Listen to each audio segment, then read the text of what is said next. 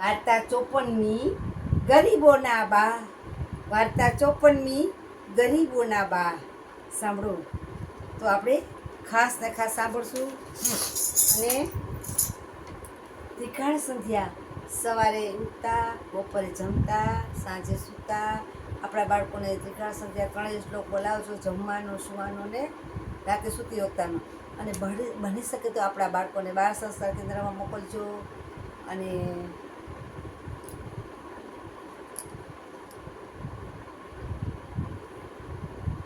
લેડીઝને જે સ્વાધ્યાયમાં જાજો, એથી કરીને આપણા બાળકોને સારા વિચાર, સારા સંસ્કાર મળે. તમે એમ કહેતા હશો કે તમે બધાને સલાહ તો આપો છો, પણ તમારા છોકરા શું કરે છે? જો હું દાદાના કેન્દ્રમાં જાતી, દાદાને કેસેટમાં જાતી, એથી કરીને મારા બાળકોને સરસ સારા વિચાર, સારા સંસ્કાર અને સરસ બેયને કાયદેસર રીતે મેં પરણાવ્યા છે, ત્રણેયને. અને ત્રણેય મારા દીકરાઓ છે, છોકરા 2 દીકરી. ભગવાનનું કામ કરવું એટલે મને રામ જેવો દીકરો દીધો છે, અને લક્ષ્મી જેવી 2 દીકરીઓ આપી છે. ભાઈ 2 દીકરીઓ ડાયું છે, અને એની ઘરે સુખી છે. કારણ કે હું ભગવાનનું કામ કરું છું, તો ભગવાન મારા છોકરાનું, મારું ભગવાન યાદ કરે, એનું ધ્યાન એ રાખે. આપણે શું રાખશું? આપણે તો કાળા માથાના માનવી છીએ, આપણે કશું જ કરવા વાળા નથી. આના સિવાય કોઈ ઉધાર નથી, લાલા સિવાય. જો લાલો આપણી અંદર છે ને, તો હરેક કામ પસાર કરવા. દરિયામાં જાશું તો દરિયામાંથી નહીં ડૂબકી મારીને પાછા આવશું, તો ત્યાંથી જીવતા આપણે આવશું. કારણ કે આપણી અંદર બેઠો છે. જો આપણી અંદર નહીં હોય ને, તો રામ બોલો ભાઈ રામ. આપણે એને મોર કરીને જાશું તો એ દરિયામાંથી નહીં આપણે પાછા આવશું.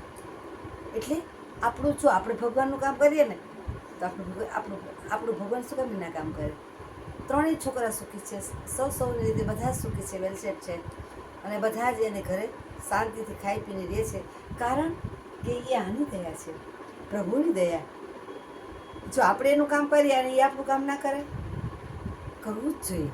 તો આપણે પણ આપણા પ્રભુને યાદ કરશું, આપણા ભગવાનને યાદ કરશું. હે ભગવાન, હું તારને યાદ કરું છું, મારા છોકરાને સારા વિચાર, તારે સારા રસ્તે લઈ આવવાનો. અવળા રસ્તે હોય તો આપણે એને ભગવાનને યાદ કરવાના, કે હું તમારે સારા રસ્તે લઈ આવવાનો.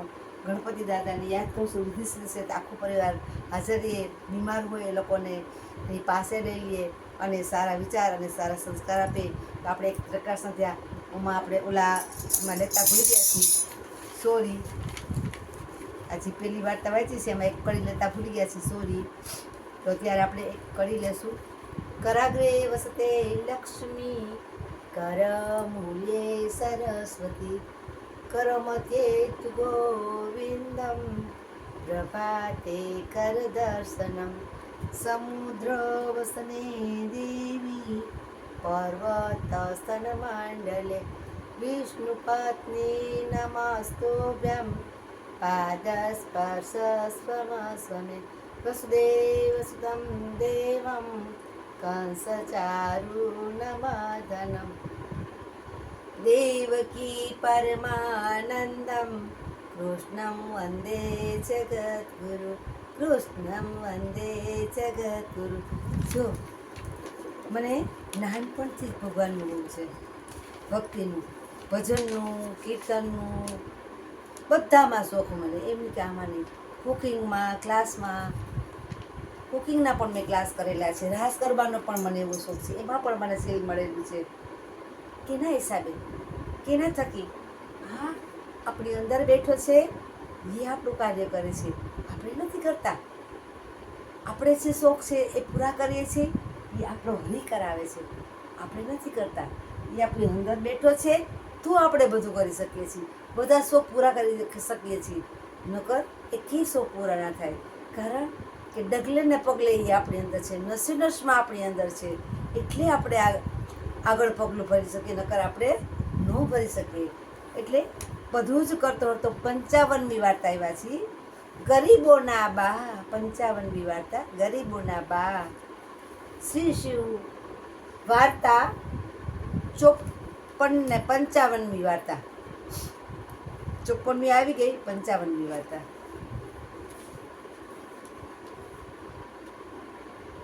એક વાર બાપુ સેવાગ્રામ, સેવાગ્રામ હતા ત્યારે આ બહાર ગામથી આવવાના હતા.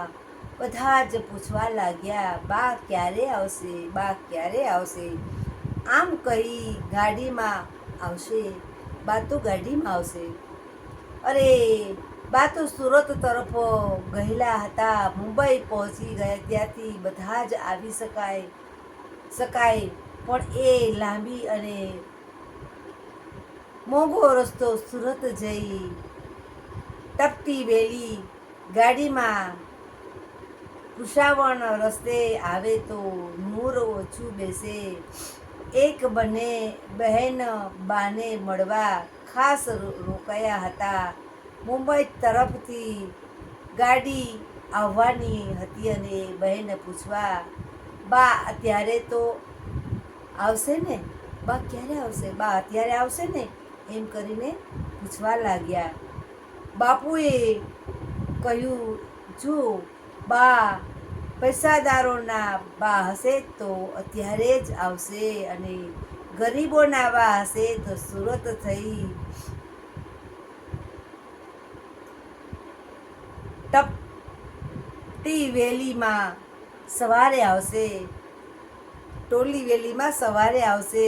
અને બા ગરીબોના બા ખરેખર બીજે જ દિવસે સવારે આવ્યા.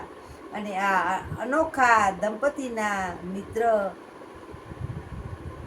પરેશ અલેખ જાડરે નોખ્યું છે કે આ એની બાપુ એક ઘરમાં હોય અને પાસેના ઓરડામાં હોય, કશું જ ખાય અને એક મેક સાથે ખોલે નહીં. પણ આપણને આખો વખત લાગ્યા કરે કે બંને એક મેક ઉડે છે ને, ખૂબ સરસ સમજે છે ને. અરે બંને જણા એક મેક સમજીને રહે છે ને, એમ ખૂબ સ્ત્રીઓ આમાં ભારે જ કોઠાસૂઝ હોય છે. અને એ તો કોઠાસૂઝની તેઓ વાસ્તુના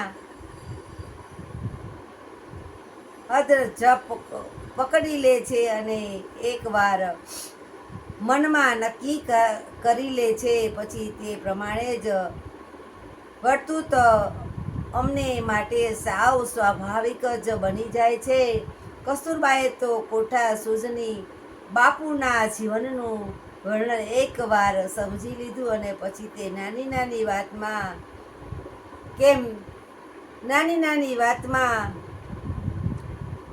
વર્તું એ તો એમને આદરથી જ સમજાઈ જતું. બાપુને પણ એમની આ જ અંતરસૂઝ ઉપર પૂરો જ વિશ્વાસ બેસી ગયો. બા ઉપર બાપુને પૂરો વિશ્વાસ બેસી ગયો. જો એ જેલમાં ગયા હતા તો એ પણ જેલમાં ગયા અને એ પોતે જેલમાં ગયા હતા તો એ પણ જેલમાં ગયા.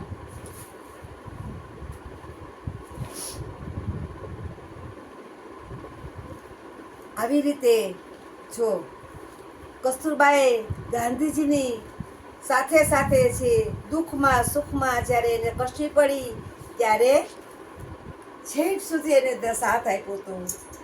ગમે તેવી કષ્ટી થાય પણ હું હિંમત નહીં હારું. ગાંધી બાપુને એમ હતું, જો એ પૈસાના સગા હશે તો નહીં આવે ને ગરીબોના સગા હશે તો એ આવી જશે. કેવું સરસ તો ગાંધીજી કહે છે. અરે ગાંધીજી એટલા જેટલું એનું હતું ને એટલા એને પણ ગરીબો માટે લાગણી હતી અને કસ્તુરબાને એને પણ લાગણી હતી. જો આવી રીતના આપણે પણ ગરીબો હોય એના કોઈકના દુઃખમાં ભાગ લેશું, દુખિયા હોય, કોઈ પરિસ્થિતિ ખરાબ હોય, કોઈને કામની જરૂર હોય તો બની શકે તમને એમ થશે તમે બીજાને તો સલાહ આપો છો પણ તમે કોઈનું કંઈ કરો છો. શું ભલે હું તમારી સાથે વાત નથી કરતી, બધા સાથે ચિત્ત નથી કરતી, પણ કોઈને જરૂર હોય ને, એની પરિસ્થિતિ ખરાબ હોય ને તો એને ગમે ત્યાં ગમે એમ કરીને હું એને કામે રખાવી દઉં. એને સમજ ના પડે તો એને સ્કૂટર લઈને એની ઘરે પહેલી વાર મૂકવા જાઓ ને પછી મને એમ કે ભાનવીન શું તમે મને આશીર્વાદ આપો અને તમે પહેલી વાર જ્યારે પગાર આવે ત્યારે તમે પહેલાં કબૂતર, ગાય, મૂંગા પ્રાણીનું કાઢજો અને પછી જ તમે તમારા ઘરમાં વાપરજો. તો તમારા ઘરમાં બરકત રહેશે.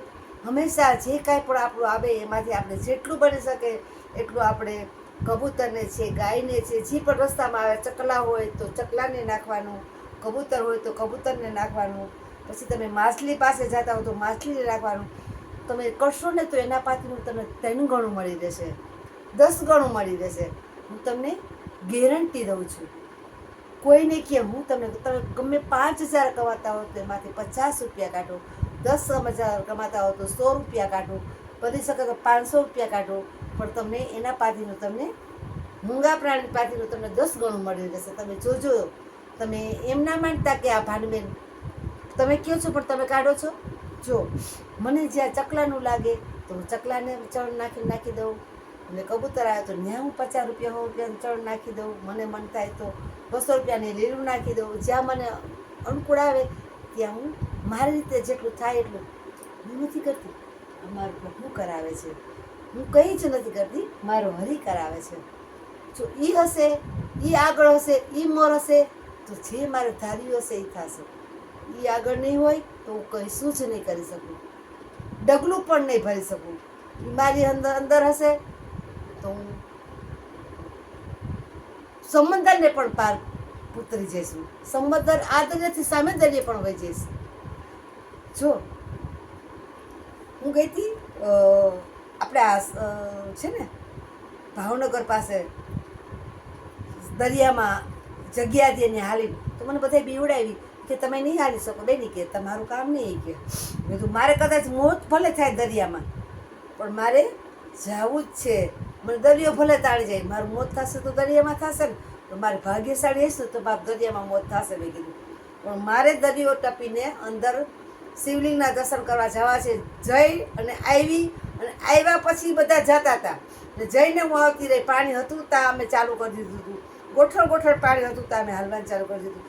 જ્યાં પાણી ઉતર્યું ત્યાં તો અમે ત્યાં પહોંચી ગયા. જ્યાં પાણી ઉતર્યું ત્યાં તો અમે ત્યાં પહોંચી ગયા. અને કે ના, જો બધા જઈ શકે તો આપણે કેમ ના જઈ શકીએ? કે બેન તમે નહીં જઈ શકો, તમારું કામ નથી. બીજું ના, મારે જવું છે, મારું મોત ભલે ત્યાં થાય, મારું દરિયામાં મોત થશે એ મને મંજૂર છે, પણ મારે જે કરવું હોય એ કરીને જ રહું, કઈને પાર રહું. લાઈક ના કરો તો કાંઈ નહીં, શેર ના કરો તો કાંઈ નહીં, સબસ્ક્રાઈબ ના